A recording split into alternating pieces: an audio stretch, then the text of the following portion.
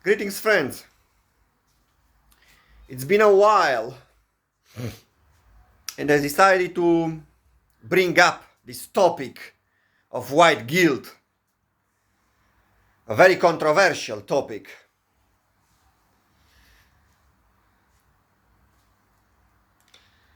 Some are very angry at the idea. It's a cause for much outcry among the conservatives, who are in fact Nazis.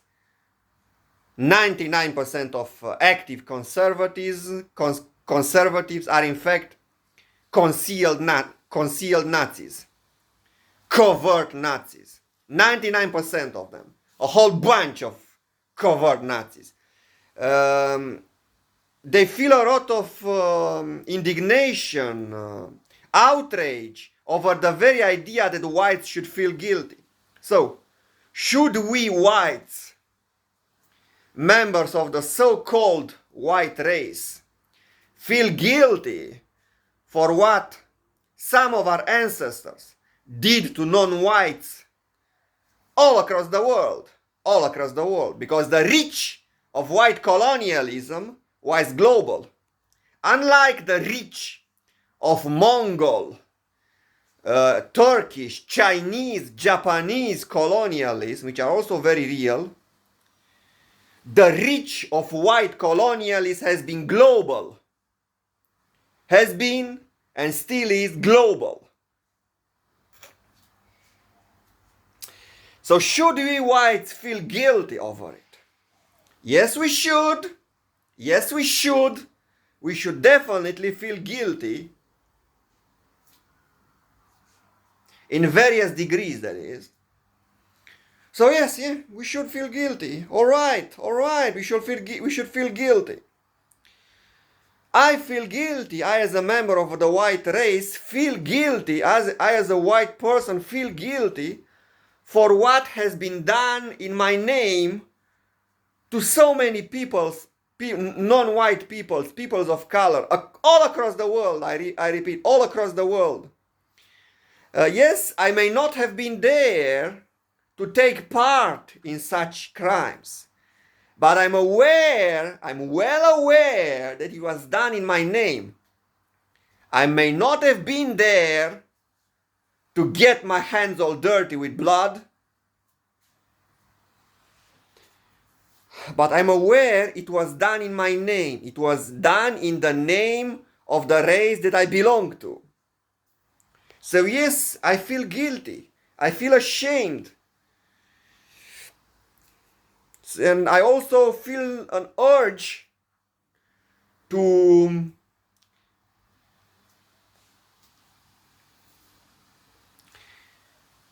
make up for what has been done, to try to fix things.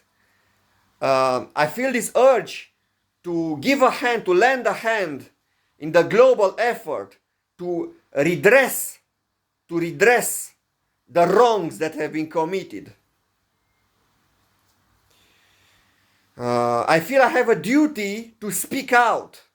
I feel I have a duty to help redress, to help fix things, because things are still in a very bad mess.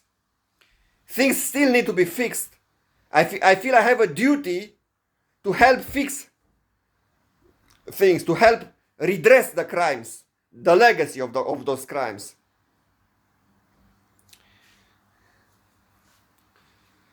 It is said, it is often repeated, that white crimes against the non-whites, such as the Atlantic slave trade or the colonialism, are not such a big deal relative to other crimes that have been committed by other races against other groups, including whites. Much reference is made to the fact that the Muslim Barbary pirates of North Africa enslaved up to 1.5 million white Europeans from the 16th century to the 19th century. Yet, this is a tiny drop in the ocean compared to the staggering amount the white supremacists enslaved in sub-Saharan Africa, in the Americas, all over the world. 1.5 million white Europeans enslaved by North African Moors is a tiny drop in the ocean. Is a tiny drop in the ocean compared to the tens of millions sub-Saharan blacks, the whites enslaved. It is a tiny drop in the ocean compared to the 100 million plus Native Americans that were slaughtered and are still being slaughtered to this day, because the genocide of Native Americans is ongoing. The genocide of Native Americans is ongoing, not just in Brazil, at the hand of Bolsonarists, fascists, but also in the United States. The silent genocide by means of alcohol addiction, by means of drugs, by means of diabetes, it is ongoing. It is ongoing, my friends. So why still need to take the blame for everything that happened? What other races did to whites is a tiny drop in the ocean compared to what white supremacists did to non-whites. Shall I also discuss the blackbirding, the genocide of Australian Aborigines? Roughly 3 million killed from the 18th centuries to the 20th centuries, into the 21st centuries. In fact, if you count the silent days genocide, if you count the silent genocide, the horrific genocide of Aboriginal Tasmanians, wiped out 100%. An entire people wiped out, 100,000 people, or tens of thousands at the very least, wiped out completely, as if they had never existed, gone without a trace, as if they had never existed. These are huge crimes of a huge magnitude. So yes, what the Barbary pirates did to whites pales in comparison to what the white supremacists did to non-whites in the Americas, in Africa. Look up the Congo Free State, Belgian Congo, under the rule of Leopold II. 10 million blacks killed, countless others mutilated, had their hands chopped off, mutilated. Or Australia, Tasmania, Melanesia, the blackbirding I just mentioned. Indonesia, the Dutch slavery of Indonesian peoples. Or take British rule India. India under the British rule, more than 30 million Indians starved to death between 1757 and 1947, when the British packed their things and left in a haste, setting the stage for a horrific bloodbath during the partition of India. Oh, my point is this, and let me be very blunt on this issue.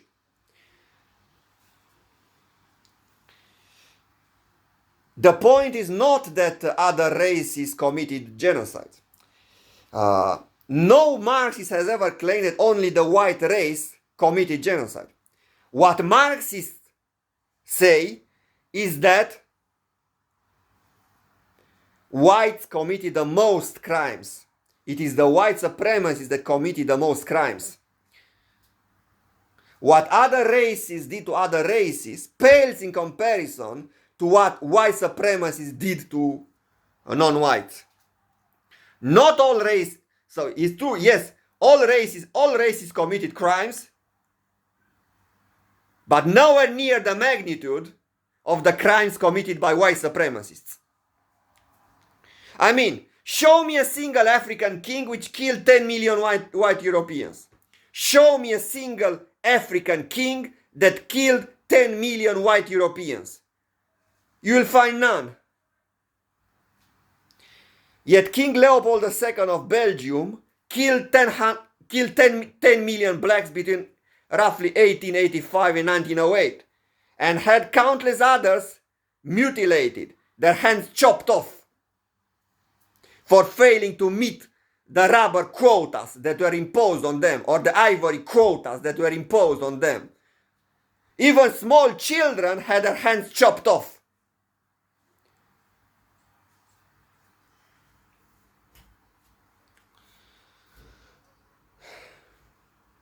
The horrors that are attributed to Pol Pot in Cambodia pale in comparison to the horrors, to the real and well-documented horrors that happened in Belgium, in Congo Free State under the reign of Leopold II of Belgium. The horrors of Pol Pot pale in comparison to the horrors of Leopold II of Belgium. So yes, show me a single African king which killed 10 million whites. You will find none. And yet, one white European king, Leopold II of Belgium, killed 10 million blacks, plus also the Atlantic slave trade. 30 million plus killed. There were 15 million black slaves that made it to the Americas, with perhaps 30 million to 40 million more killed either during the voyage, the transatlantic voyage, or in the fields, doing their work in the fields. Tens of millions were killed. That's not to deny the horrors of Irish slavery. But man, there were way fewer Irish slaves compared to black slaves.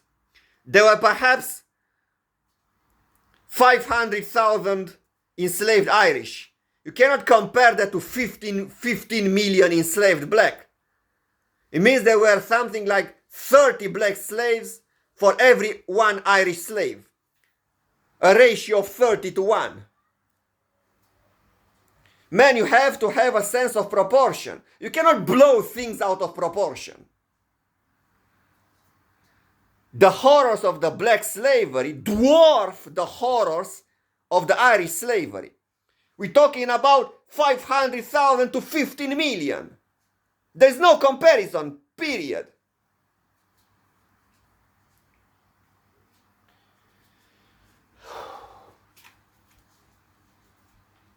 And I, as an ethnic Romanian living in Romania, also feel a lot of shame for what Romanian elites, the landowners, the nobles and the monasteries did to the gypsy people.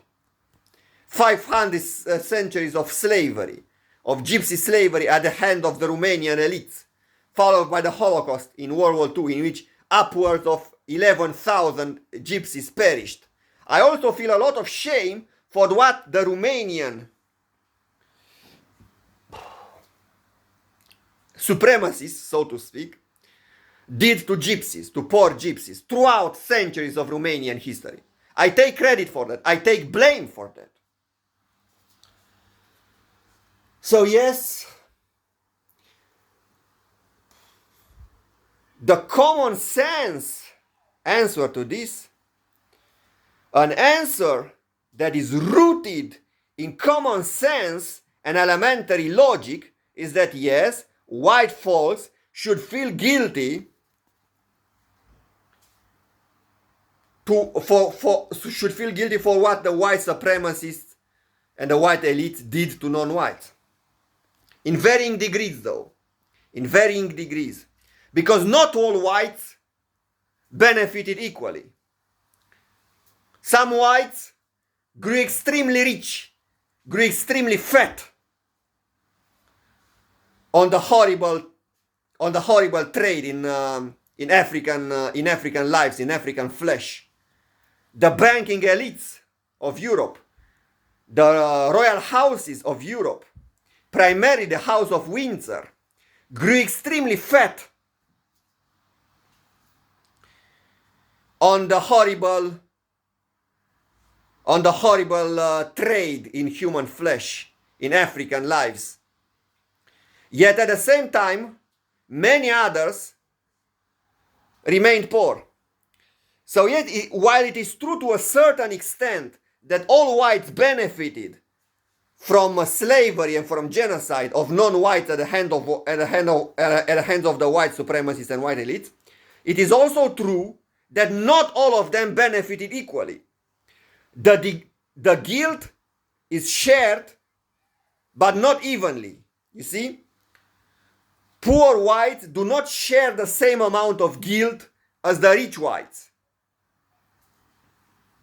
Even though poor whites definitely did have their share of blame.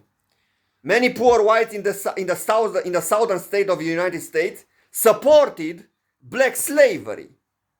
Many poor workers, working class people, working class whites in apartheid South Africa supported the apartheid. It is true that many poor whites also have their own blame, but not all of them equally. There were indeed some whites who benefited very little, or simply had nothing to do with the atrocities that were perpetrated in the name of the white race. So my point is that all whites, or nearly all of them, share a historic blame, but not all of them equally. There is the average white privilege and white guilt. There is the major white privilege and white guilt, and there is the tiny white privilege and tiny white guilt. So they should be treated differently.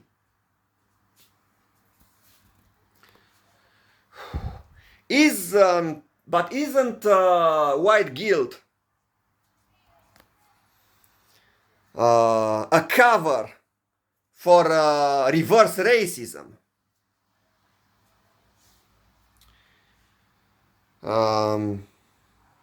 Isn't reverse racism being implemented right now? While it is true that reverse racism does exist, people like Farah Khan, for example, on the Nation of Islam, they do harbor prejudice against whites. Claims have been made of black superiority. However, there is a difference between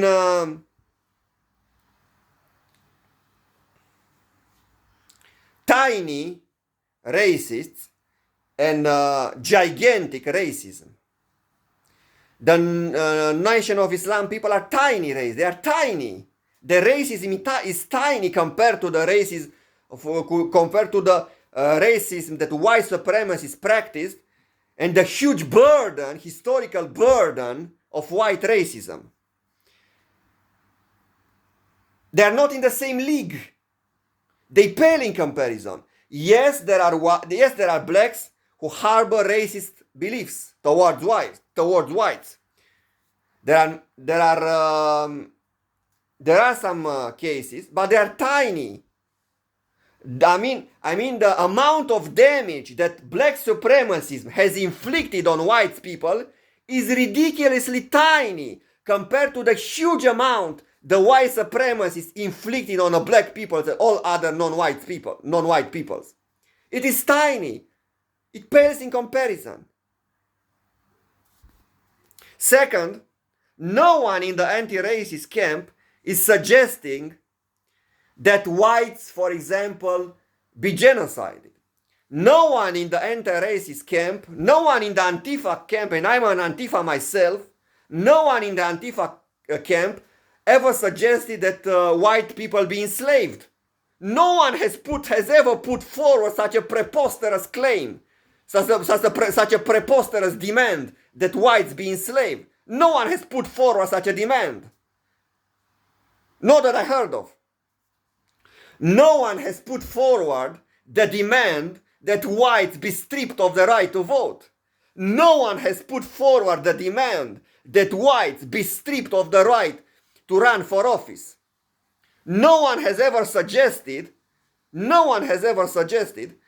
that the position of President of United States should be reserved only for blacks or other peoples or other non-white peoples. No one has ever suggested this.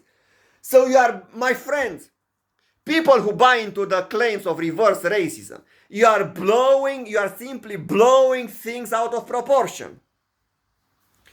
You are blowing things out of proportion. There is no real and immediate threat of reverse racism.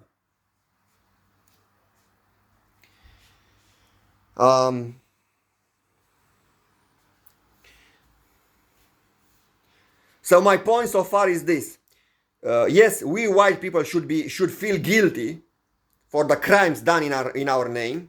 Second, not all white people share the same amount of blame. Not all of us should feel guilty in the same manner. And now I'm saying that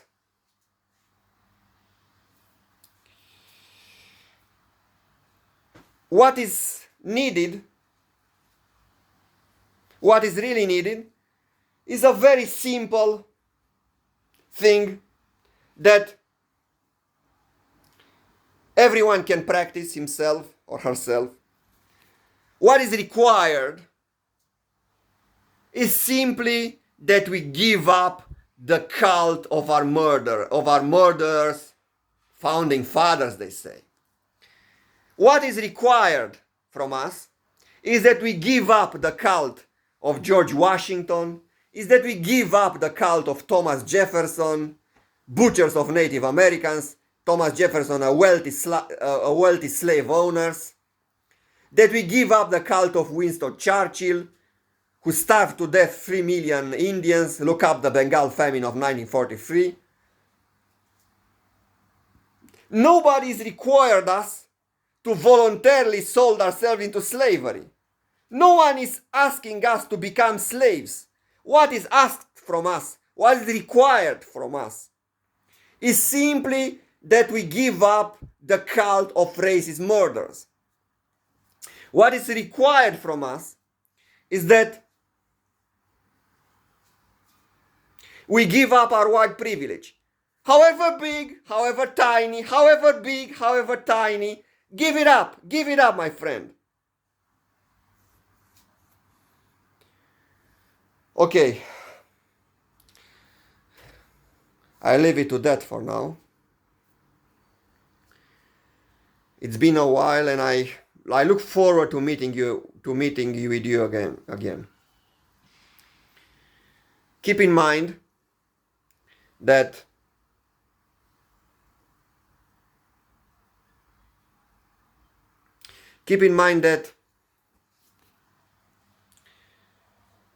this is not the end of the world.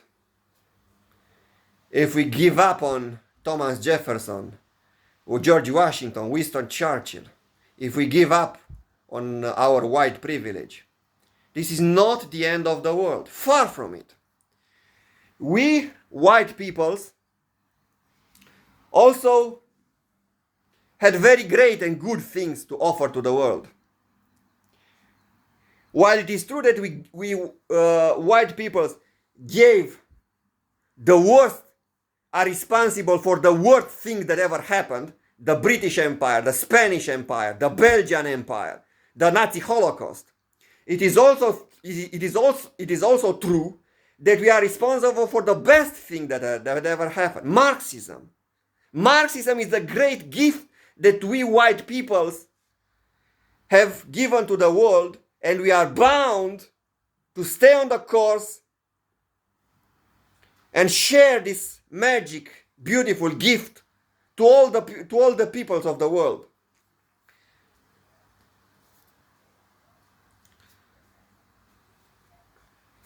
So you see,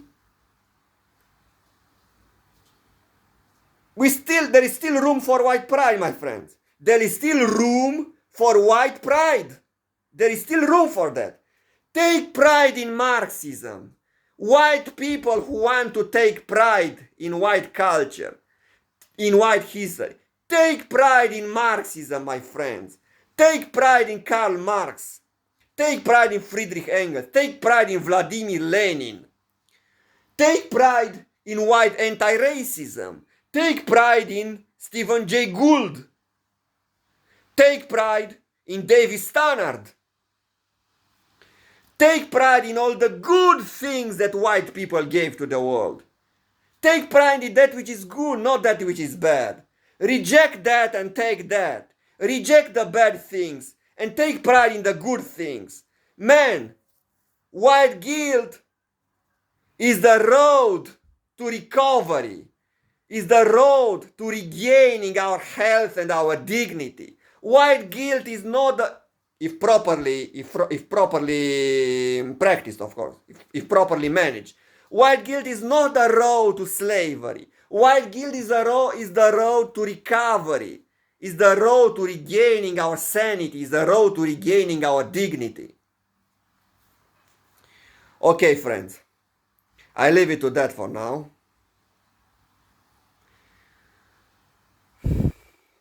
Okay. Death to white supremacism. Long live Marxism.